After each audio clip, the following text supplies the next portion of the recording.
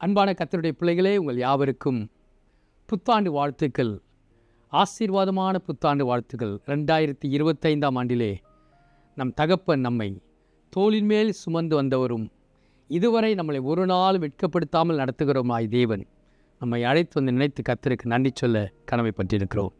முதலாம் நாள் 2025ஆம் வருடம் ஜனவரி 1ஆம் நாள். தேவ சமூகத்திலே உங்களை வாழ்த்தவும் கர்த்தருடைய வார்த்தையினால் உங்களை தேற்றவும் கர்த்தர் பாராட்ட கிருபைகளுக்காக நான் கர்த்தருக்கு நன்றி செலுத்துகிறேன். இந்த வருடத்திலே தேவன் எனக்கு கொடுத்த ஒரு மிக முக்கியமான ஒரு வார்த்தை உண்டானால், இந்த வருடம் நமக்கு it's called year of fruitfulness. கர்த்தருக்காய் கனி கொடுக்கிற ஒரு வருடமாக கர்த்தர் என்னோடு கூட பேசினார். ஆகவே அதற்கு ஆதாரமாக யோவான் 15ஆம் அதிகாரம் 16ஆம் வசனத்தை வாசிக்கிறேன். John chapter 15:16. நீங்கள் என்னை தெரிந்து கொள்ளவில்லை, நான் உங்களை தெரிந்து கொண்டேன். நீங்கள் என் நாமத்தினாலே பிதாவை கேட்டுக்கொள்வது எதுவோ அதை அவர் உங்களுக்கு கொடுக்கத்தக்கதாக நீங்கள் போய் கனி கொடுக்கும்படிக்கும் உங்கள் கனி நிலைத்திருக்கும்படிக்கும் நான் உங்களை ஏற்படுத்தினேன். இந்த வருடம் கனி கொடுக்கிற வருடம். ஒவ்வொரு வருடங்களும் நாம் அநேக நேரங்களில் எதிர்பார்க்கும் ஒரு காரியம், கர்த்தர் என்னை எப்படி நடத்துவார், இந்த பிரச்சனைகளுக்கெல்லாம் தீர்வு வருமா என்று அநேக கேள்விகள் நம்முடைய உள்ளத்தில் எப்பொழுதும் காணப்படுகிற ஒன்றுதான். 25ஆம் வருடம் ஒருவர் ஆசீர்வதிக்கப்பட்ட அற்புதங்கள் நிறைந்த ஒரு வருடம்தான். நாம் கர்த்தருக்காக கனி கொடுக்க நம்மை ஒப்பு கொடுக்கும் பொழுது கர்த்தர் நம்முடைய எல்லா காரியங்களையும் அவர் பொறுப்படுத்தி நடத்த வல்லவராயிருக்கிறார். அவர் சொல்லுகிறார், நீங்கள் என்னை தெரிந்து கொள்ளவில்லை, நான் உங்களை தெரிந்து கொண்டேன். பின்னணியை பாருங்கள். அவர் 12 சீஷர்களை அழைத்தார். கலிலேயர்கள், படிப்பறியவில்லாதவர்கள், மீன் பிடிக்கிறவர்கள். அந்த 12 சீஷர்களையும் அவர் 3½ வருட காலங்கள் பயிற்சி கொடுத்து கடைசி நேரத்தில் அவர் பரமேறுவதற்கு முன்பாக, அவர் கொல்கதாக சென்று தன் இரத்தத்தை சிந்துவதற்கு முன்பாக அவர் தன் சீஷர்களோடு கூட பேசின ஒரு சம்பாஷணையின் ஒரு முக்கியமான ஒரு வசனம் தான், நீங்கள் என்னை தெரிந்து கொள்ளவில்லை, நான் உங்களை தெரிந்து கொண்டேன். இன்றைக்கும் அதே வசனம் தான் நமக்கும் பேசுகிறது. தேவன் நம்மை தெரிந்து கொண்டபடினால் அவருடைய பிள்ளைகளாக காணப்படுகிறோம். நம்மோடு கூட அநேகர் 2024ஆம் ஆண்டின் முக்கிய நாட்களிலே நம்மோடு கூட வாழ்ந்தவர்கள் இல்லை. இன்றைக்கி நாம் இருப்பது தேவனுடைய சுத்த கிருபையும் அவர் நம்மேல் வைத்த தயவுமாய் இருக்கிறபடினால் நாம் கர்த்தரை துதிக்க நாம் கடமைப்பட்டிருக்கிறோம். நீங்கள் என்னை தெரிந்து கொள்ளவில்லை, நான் உங்களை தெரிந்து கொண்டேன். முதலாவது தேவன் நம்மை தெரிந்து கொண்டதின் நோக்கத்தை நாம் அறிந்து கொள்வோம். நாம் எப்பொழுதும் அவருடைய கரத்தை பார்ப்பதை விட்டு அவருடைய முகத்தின் பிரகாசத்தை நாம் விரும்புவோம். ரகசியங்களை அறிந்து கொள்ள வாஞ்சிப்போம்.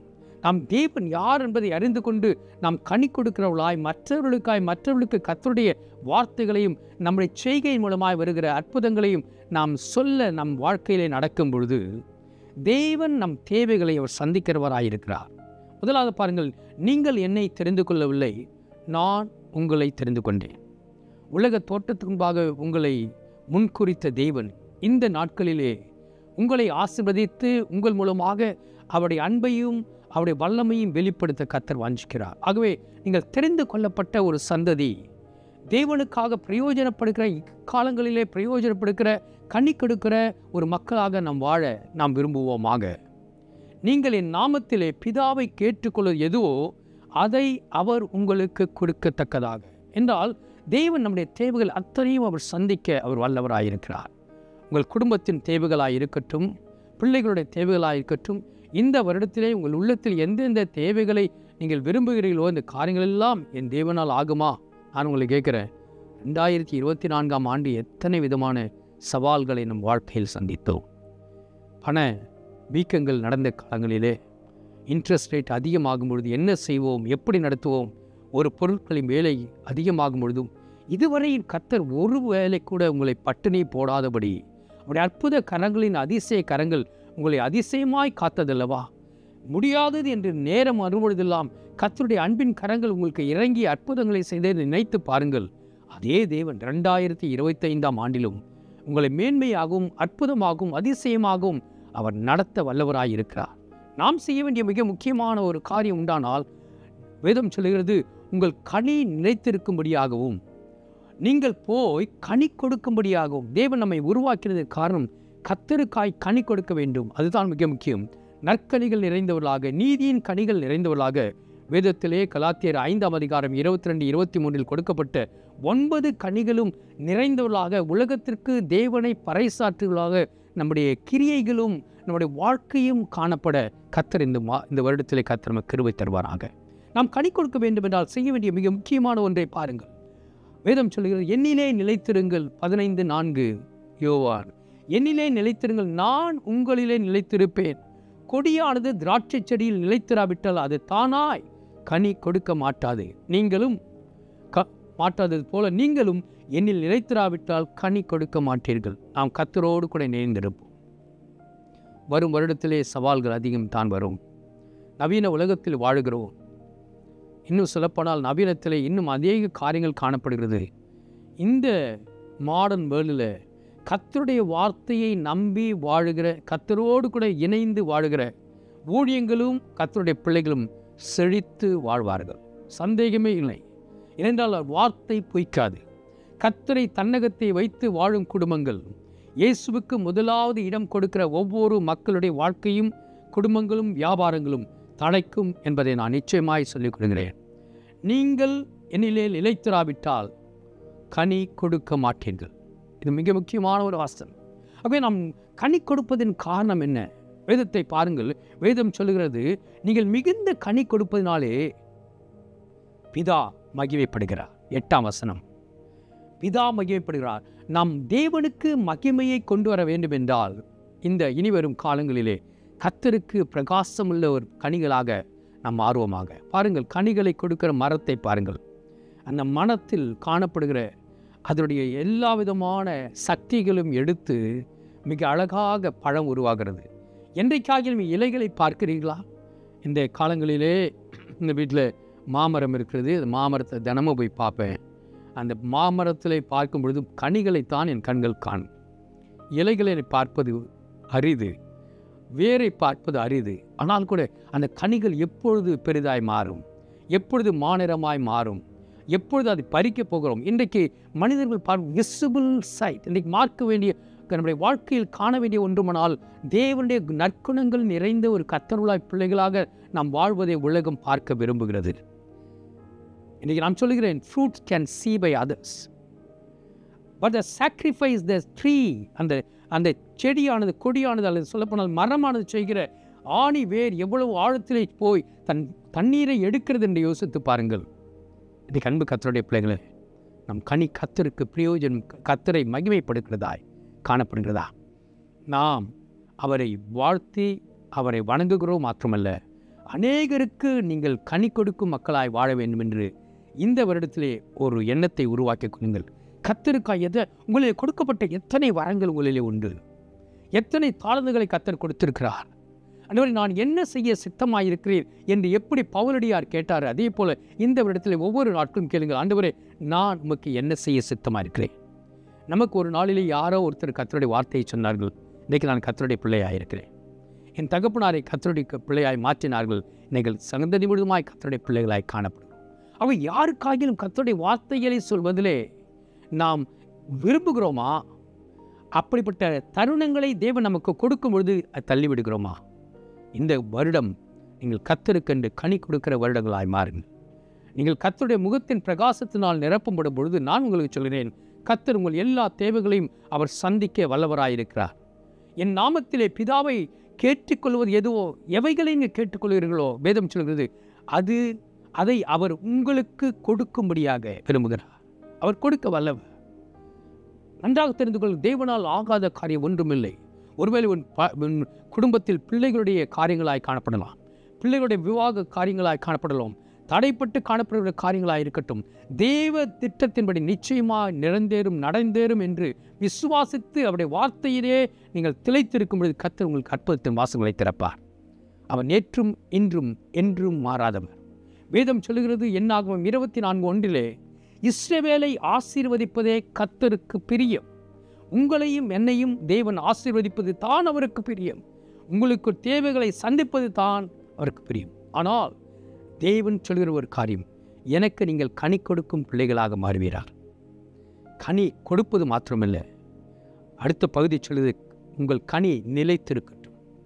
சில நேரங்களிலே கர்த்தருடைய வாழ்க்கையில் நம்முடைய பயணங்களிலே ஒரு சிலர் வேகமாக ஓடுவார்கள், ஒரு சிலர் இந்த நிதானமாய் ஓடுவார்கள்.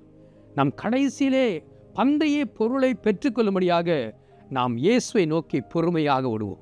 நம்முடைய கனி நிலைத்திருக்கட்டும், மக்கள் ஒவ்வொரு நாட்களும் பார்க்கட்டும். ஒரு காலங்களில் கனி கொடுப்பது மற்ற காலங்களில் கனி கொடாமல் இருக்கிற வாழ்க்கை அல்ல. நிரந்தரமாக நித்திய காலமாக நமக்குள்ளாய் கனி கொடுக்கிற ஒரு வேல்யூஸ் நமக்குள்ளாய் காணப்படும் என்றால் கர்த்தர் அதை பார்க்கிறார், கர்த்தர் அதை விரும்புகிறார். கனி கொடுக்கும் மரம் கர்த்தருக்கு பிரியமானது. இன்றைக்கும் உங்கள் வாழ்க்கையிலும் நிச்சயமாகவே கர்த்தர் உங்களை ஆசீர்வதித்து பெருக்கப்படுத்துவாராக. 2025ஆம் ஆண்டு ஒரு ஆசீர்வாதமான ஆண்டு.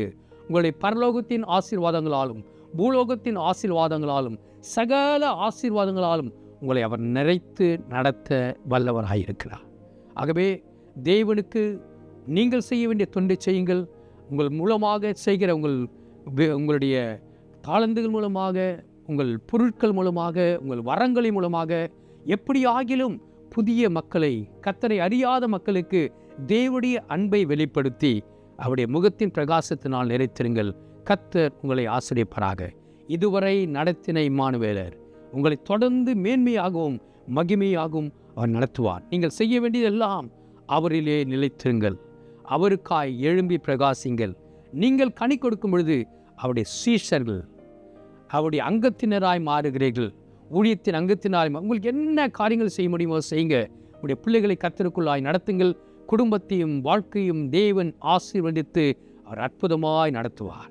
ஜெபிக்கலாமா? தகப்பனே, இந்த அருமையான 1ஆம் நாள் ஜனவரி 2025ஆம் ஆண்டு ஒரு ஆசீர்வதிக்கப்பட்ட ஒரு ஆண்டு. ஏனென்றால் எங்கள் தேவைகள் அத்தனையும் சந்திக்க நீர் முன் செல்லுகிற ஆண்டு.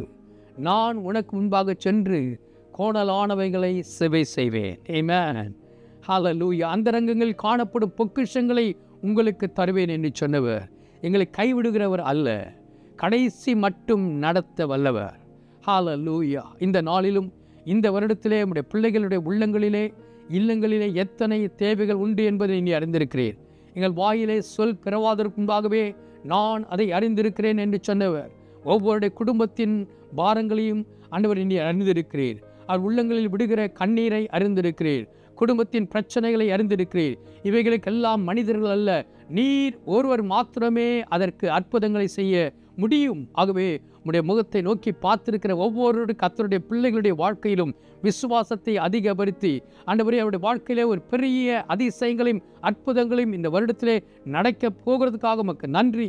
உடைய பிள்ளைகளை நீ கொடுத்த உடைய வாக்குத்தத்தத்தின்படி ஆண்டவரே, என் நாமத்தினாலே பிதாவை கேட்டுக்கொள்வது எதுவோ அது உங்களுக்கு கொடுக்கப்படும் என்ற வசனத்தின்படி ஹல்லேலூயா. உடைய பிள்ளைகள் நோக்கி பார்த்து கேட்கிற ஒவ்வொரு காரியங்களிலும் உள்ளங்களிலே ரகசியங்களாய் வைத்திருக்கிற ஒவ்வொரு காரியங்களிலும் உடைய பிள்ளைகளுக்கு வெளியரங்கமான ஒரு பதிலையும் வெற்றியும் ஆசீர்வாதத்தையும் சுகத்தையும் பலத்தையும் ஆண்டவரே ஒரு அற்புதத்தையும் நீ செய்ய போறதுக்காக உமக்கு கோடான கோடி ஸ்தோத்திரம். ஒவ்வொரு நாட்களும் உம்முடைய மாறாத உம்முடைய கிருபை, மங்காத கிருபை, காலைதோறும் புதிய கிருபைகளை அனுப்பி எங்களை தேற்றி ஆற்றி பெரிய காரியங்களுக்குள்ளாக நடத்த போறதுக்காக ஸ்தோத்திரம்.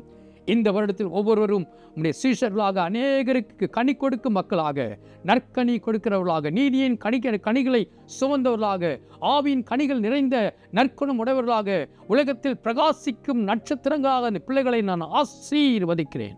ஒன்றிலும் குறைவில்லாதபடி ஒவ்வொரு நாட்களும் கர்த்தருடைய மகிமையினால் நிறைந்தவர்களாக, ஆயிரங்களுக்கும் 10,000ங்களுக்கும் வேலை ஸ்தலங்களிலும் போகும் இடங்களிலும் வெளிச்சமுள்ள மக்களாக மக்கள் வாழ்ந்து சுகித்திருக்கட்டும். எல்லா தேவைகளையும் நீர் பூர்த்தி செய்து ஆசீர்வதிக்க போகிறதுக்காக மக்கு ஸ்தோத்திரம். எல்லாவற்றையும் என் மகிமையாக நடத்த போகிறதுக்காக ஸ்தோத்திரம். இரத்தத்தினால் எங்களுக்காக மீட்கப்பட்ட அந்த புதிய அந்த உடன்படிக்கைக்கும் பிள்ளைகளாக இவளை மாற்றி இதுவரை நடத்தினவர் ஹல்லேலூயா. மேன்மையாகவும் அற்புதமாகவும் அதிசயமாகவும் உடைய நாமத்தை மையப்படுத்த போகிறதுக்காக ஸ்தோத்திரம். ஒவ்வொரு தேவைகளும் சந்தித்து ஒவ்வொரு நாட்களும் உடைய பிள்ளைகள் உம்மை நன்றியோடு கூட சாட்சி சொல்ல உடைய முகத்தின் பிரகாசத்தினால் நிறைந்து எழும்பி பிரகாசிக்க கிருபை தந்து நடத்த போவதற்காக ஸ்தோத்திரம். 365 நாட்களும் உடைய பிரசன்னம் அவர்களை நடத்தட்டும். பெரிய காரியங்களை புதிய காரியங்களை செய்யும். முக்கிய துதிகன மகிமை ஆசீர்வதிக்கிறேன். ஒவ்வொருவரையும் ஆசீர்வதிக்கிறேன். ஒவ்வொரு குடும்ப நபர்களையும் ஆசீர்வதிக்கிறேன். ஒவ்வொரு வியாபாரங்களும் தலைத்துவங்கட்டும். அதன் மூலமாய் உடைய ஊழியங்கள் தொடர்ந்து வளரட்டும். முக்கிய துதிகன மகிமை செலுத்துகிறேன். ஆசீர்வதிக்கிறேன். வாழ்ந்து சுகித்திருக்கட்டும். இயேசுவின் மூலமே கேட்கிறோம் ஜீவனுள்ள நல்ல பிதாவே. ஆமேன், ஆமேன், ஆமேன். இந்த வருடம் கனி கொடுக்க வரும் year of wonders and fruitfulness. May the Lord bless you. God bless. Have a blessed year. உங்கள் யாவருக்கும் உள்ளம் நிறைந்த ஆசீர்வாதம் நிறைந்த புத்தாண்டு வாழ்த்துக்கள். ஆமேன்.